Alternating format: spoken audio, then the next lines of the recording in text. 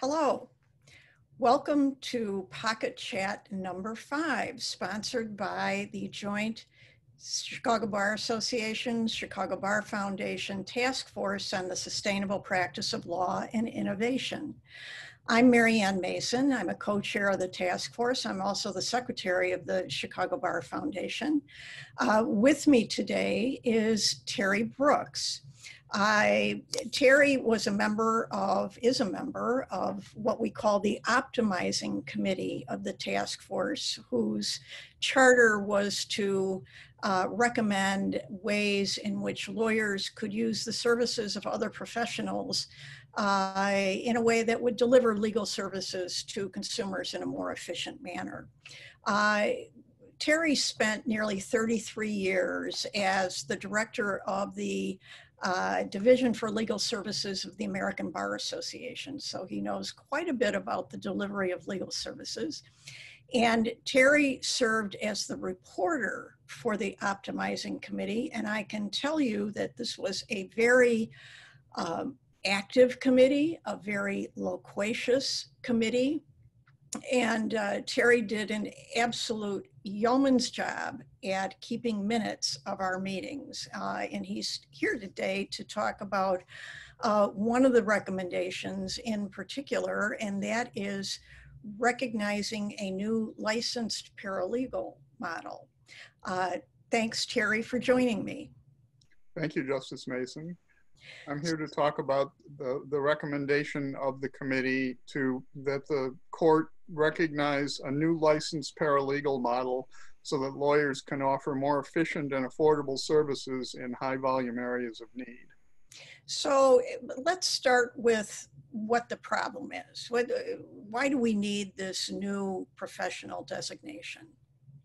And as we all know, and as has been mentioned in the legal press and the mainstream media many times, there is a crisis in the availability of affordable legal services for low and moderate income people.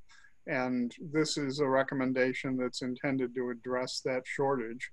At the same time as there's a lack of access to affordable legal services, lawyers often find themselves having to bill clients for very routine types of work, including status conferences and simple court appearances and the drafting of routine pleadings. And that drives up the cost of legal services that lawyers must bill to their clients. So as the state of affairs is right now, somebody who's not a lawyer can't do those things you mentioned, that is cover a court call or do a routine court matter. It has to be the lawyer who's there. That's correct, except there is one exception in Illinois, and that's Court Rule 711, which permits law students and law graduates to function under supervision in a courtroom. And so the committee, in realizing that rule was there, thought it would be a good model for expanding the role of paralegals. And that's the foundation upon which the committee built its recommendation. So let's talk about the new licensed paralegal. What areas of law would that new professional be designated to serve in? Right. Initially, the proposal is that the court permit these licensed paralegals to operate in 3 areas. And those would be consumer debt and family law matters and evictions. And why were those areas selected? Well, those have historically been areas of very high need for poor and moderate income people, and areas where people find it difficult to access the court system, legal assistance to access the court system. So if the court adopts a licensed paralegal position, tell me how that will work. You have an attorney in Chicago who hires a licensed paralegal to be a part of his or her firm. tell me what that licensed paralegal will be able to do that will allow the attorney to better serve their client. The licensed paralegal will be able to do everything short of taking a case to trial or handling an appeal. But the licensed paralegal must operate under this recommendation, under the supervision of a licensed lawyer. The committee also thought that since this is an experiment in opening access, that it was important to include some safeguards. So the proposal urges that licensed paralegals and the lawyers under whose supervision they operate are required to carry malpractice insurance as well. So the lawyers in Illinois generally are not required to carry malpractice insurance. They have to disclose that, of course, but they're not required to carry it. Correct. And so a new licensed paralegal who is a part of a small law firm would be working for a lawyer who themselves had malpractice insurance. Is that right? That's correct. And so that's an added protection for the public. Correct. That's correct. And you know, I think those viewing this video should take note that this is a kind of a unique approach. There are several other states that have experimented with allowing paralegals to operate independently, not under the supervision of a licensed lawyer. And those experiments are going forward in Washington and Utah and to some extent in Arizona. This proposal by the committee is different, and it does require supervision by a licensed lawyer in good standing. We learned along the way that a similar proposal is under consideration by the Minnesota Supreme Court, but that has also not yet been adopted. It's in the process of going through the review by that court.